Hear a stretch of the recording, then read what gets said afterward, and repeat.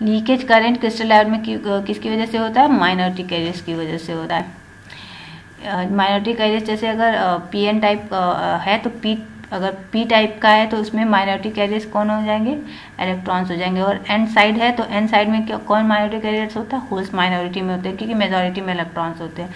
तो जो होल्स और जो इलेक्ट्रॉन्स होते हैं अपोजिट साइड्स पे, जैसे पी में इलेक्ट्रॉन्स हो गए और एन साइड में होल्स जो हो गए माइनॉरिटी में होते हैं, इनकी वजह से जो करंट फ्लो करती है उसको हम लीकेज करंट बोलते हैं।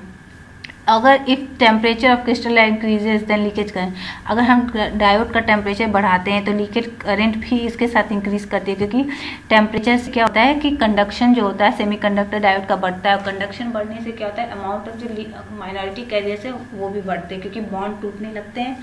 तो जो पी साइड में जो इलेक्ट्रॉन्स होते हैं और जो एन साइड में होल्स होते हैं उनकी अमाउंट इंक्रीज होती है। तो इसकी वजह से क्या होते हैं माइनॉरिटी चार्ज कैरियर्स इंक्रीज होते हैं और इसकी वजह से करंट इंक्रीज कर जाती है। नेक्स्ट क्वेश्चन है कि अगर डोपिंग लेवल है क्रिस्टल डायोड का, अगर उसको बढ़ाते हैं तो ब्रेकडाउन वोल्टेज पे क्या असर होगा, आपको ये बताना।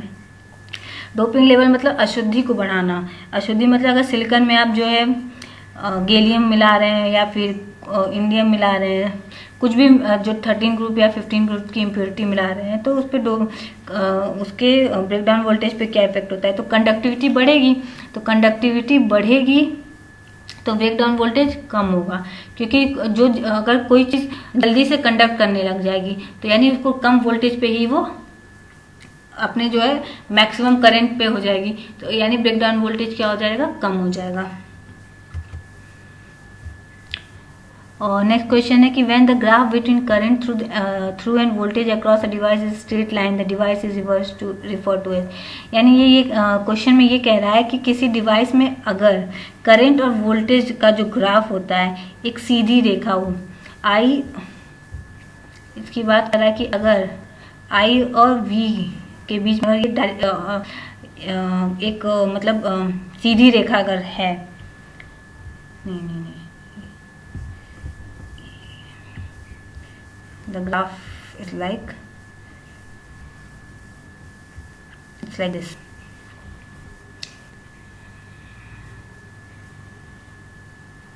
तो इसको जो है क्या है कि V और I के बीच में, वोल्टेज और करंट के बीच में अगर कोई ग्राफ इस तरीके से है तो आप इसको ग्राफ को ये डिवाइस को क्या कहेंगे? तो ये अगर कोई डिवाइस इस तरह का ग्राफ शो कर रहा है कि वोल्टेज को चेंज करने पे करंट में क्या जो चेंज हो रहा है और करंट में चेंज होने पे वोल्टेज में कैसे चेंज हो रहा है, तो उसको हम बोलते हैं लीनियर डिवाइस।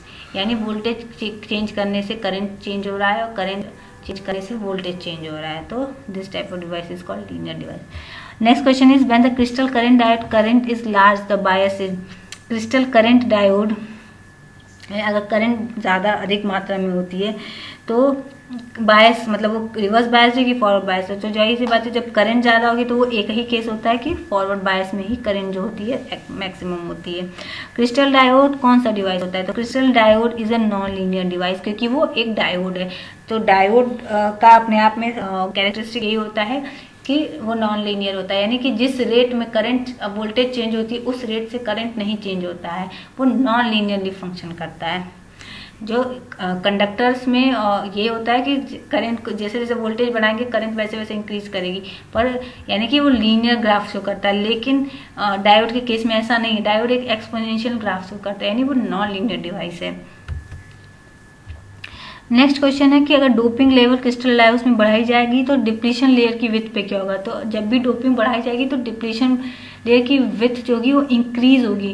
रीजन ये होगा कि ज़्यादा से ज़्यादा कैरियर्स जो होते हैं, माइनॉरिटी और या मेजॉरिटी कैरियर्स होते हैं, वो आपस में बॉन्ड बनाना शुरू करेंगे और जो जहाँ पे डिफ्यूजन हो रहा है वहाँ पे क्या होगा कि अवेलेबिलिटी ऑफ जो चार्ज कैरियर्स है वो कम हो जाएंगे। तो यानी कि अगर आप डोपिंग बढ़ाते हैं तो उसकी वजह से जो विड्थ होगी वो हमेशा ही जो है इंक्रीज करेगी, क्योंकि आपको ज़्यादा से ज़्यादा चार्ज कैरियर्स मिल रहे हैं जो कि बॉन्ड बनाएंगे और जिससे कि जो फ्री चार्ज हैं या फ्री कैरियर्स हैं उनकी अवेलेबिलिटी कम होगी, फ्री इलेक्ट्रॉन्स कम होंगे, फ्री होल्स कम होंगे, तो करंट जो होगी वो करंट का अमाउंट भी डिक्रीज करेगा और डिप्लीशन लेयर की विड्थ बढ़ेगी, यानी ब्रेक इन वोल्टेज या जो बैरियर पोटेंशियल है वो भी इंक्रीज करेगा। और zener diode has 1 PN junction. Right answer is 1 कि zener diode is having 1 PN junction. और जेनर डायोड का यूज कैसे करते हैं, तो इसका as a voltage regulator use करते हैं, ये आप लोग बहुत अच्छे से जानते हैं। टेलीविजन वगैरह में वोल्टेज रेगुलेटर जो यूज होते हैं उसमें जो कॉन्सेप्ट होता है वो जेनर डायोड का ही होता है। Doping level in a zener diode is just that of a crystal diode. जो डोपिंग लेवल होता है जेनर डायोड में वो क्या क्रिस्टल डायोड के कंपैरिजन में कम या ज़्यादा होता है। तो जेनर डायोड जो होता है वो हाईली डोप्ड एलिमेंट है, तो इसको हम मोर बोलेंगे कि मोर देन क्रिस्टल डायोड होता है। और जो जेनर डायोड होता है वो ऑलवेज जो होता है कनेक्टेड होता है रिवर्स फॉरवर्ड है। तो जेनर डायोड जो होता है उसका प्रिंसिपल ये होता है कि वो रिवर्स बायस कनेक्शन में काम करता है। Zener diode utilizes dash characteristics of for its operation. Zener diode कौन सा कैरेक्टरिस्टिक्स या किस उसमें काम करता है, फॉरवर्ड या रिवर्स बायस में, तो हमने अभी पढ़ा ही रिवर्स बायस में काम करता है। ब्रेकडाउन रीजन में जेनर डायोड किसकी तरह बिहेव करता है, तो ब्रेकडाउन रीजन में जेनर डायोड जो होता है एक कांस्टेंट वोल्टेज देता है हमें, यानी कि जब ब्रेकडाउन होता है तो उस समय में जो वोल्टेज होगा अक्रॉस द डिवाइस या आउटपुट पे वो हमें कांस्टेंट मिलेगा। तो इसको ही उन्होंने इस क्वेश्चन में पूछा है। फिर पूछा है zener diode is destroyed. Zener diode कब डिस्ट्रॉय हो जाता है, तो जब कैरियर इसका ये गलत है, ये होगा कैरीज मोर करंट। अगर जेनर डायोड में ऐसा हो जाए कि जो आपकी करंट है वो इतनी ज़्यादा हो जाए जो कि मेंशन करंट है उस डिवाइस के लिए या उस इंस्ट्रूमेंट के लिए, तो मान लीजिए अगर 10 मिली एम्पियर मैंशनड है और ये 10 माइक्रो एम्पियर, क्योंकि रिवर्स में करंट माइक्रो में होती है, तो अगर 10 माइक्रो एम्पियर मैंशनड है और करंट आपकी 12 माइक्रो एम्पियर हो जाएगी तो आपका जेनर डायोड जो होगा उसमें खराब हो जाएगा। सीरीज नेक्स्ट क्वेश्चन है कि series resistance is connected in the zener circuit to. तो जेनर सर्किट में सीरीज कनेक्शन किस लिए दिया जाता है, तो सीरीज कनेक्शन इसलिए दिया जाता है ताकि जो भी रेटिंग से ज़्यादा उसमें करंट ना हो पाए, यानी टू प्रोटेक्ट दी जेनर। और जेनर डायोड क्या होता है, तो ये भी चूंकि डायोड है तो ये भी नॉन लीनियर ही होगा, ये नॉन लीनियर डिवाइस है। फिर zener diode has dash breakdown voltage. तो जेनर डायोड में ब्रेकडाउन वोल्टेज बहुत ही शार्प होता है, यानी कि अगर देखा जाए तो ऐसे ना होने की बजाय ये डायरेक्टली ऐसे होता है, यानी कि यहाँ ये शार्प इंक्रीज होता है। मतलब नॉर्मल डायोड में जो होता है ये द स्लो प्रोसेस होता है, लेकिन यहाँ पे क्या होता है जेनर में ये शार्पली इंक्रीज करता है, मतलब इसका एक शार्प पॉइंट हमें मिलता है। नेक्स्ट क्वेश्चन है rectifier has the lowest forward resistance. तो रेक्टिफायर में कब जो होता है, कौन से टाइप के रेक्टिफायर में जो होता है लोएस्ट फॉरवर्ड रेजिस्टेंस होता है, तो आपके एग्जाम ऑप्शंस में है सॉलिड स्टेट, वैक्यूम, गैस और या फिर इनमें से कोई नहीं। तो जो रेक्टिफायर होता है सॉलिड स्टेट डिवाइस, जिसका मोस्ट ऑफ द टाइम जो हम लोग सॉलिड स्टेट ही यूज़ करते हैं रेक्टिफायर का, उसमें जो फॉरवर्ड रेजिस्टेंस होता है वो सबसे कम पाया जाता है। नेक्स्ट है कि means AC power is converted into DC power for.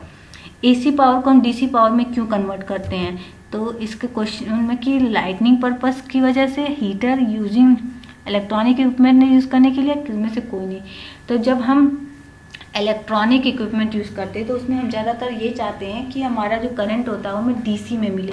वो इसलिए क्योंकि alternating current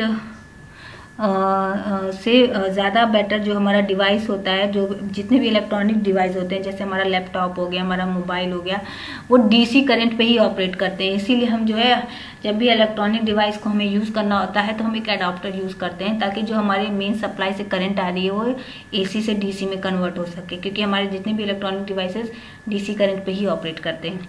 the disadvantage of half wave rectifier. Half wave rectifier का क्या डिसएडवांटेज है, एक तो आउटपुट हमें हाफ मिलता है और उसको डिफ़िकल्ट होता है फिल्टर करने के लिए। बाकी तो कंपोनेंट्स एक्सपेंसिव तो वही नहीं होते हैं ज़्यादा, मतलब डिफरेंस नहीं होता है, क्योंकि उसमें तो कम ही डायोड यूज़ होते हैं। हायर पावर रेटिंग का ऐसा कुछ भी नहीं है। हमारा मेन ये होता है कि आउटपुट जो होता है फिल्टर करना, उसमें रिपल्स बहुत ज़्यादा मिलते हैं और इसलिए उसको फिल्टर करना डिफ़िकल्ट होता है। और सेकेंडली उसमें हम जो है उसके 2 वेव्स के लिए हमें एक सिंगल आउटपुट ही मिलता है। नेक्स्ट क्वेश्चन है कि there is a need of transformer for, transformer की हमें क्यों ज़रूरत पड़ती है? तो ट्रांसफार्मर की हमें ज़रूरत पड़ती है कहाँ पे? हाफ वेव रेक्टिफायर में तो हम ट्रांसफार्मर नहीं यूज़ करते हैं, हम यूज़ करते हैं transformer centre tap full wave rectifier में। ब्रिज में और हाफ वेव रेक्टिफायर में हम लोग ट्रांसफार्मर का यूज़ नहीं करते हैं, सेंटर टेप में हम ट्रांसफार्मर का यूज़ करते हैं।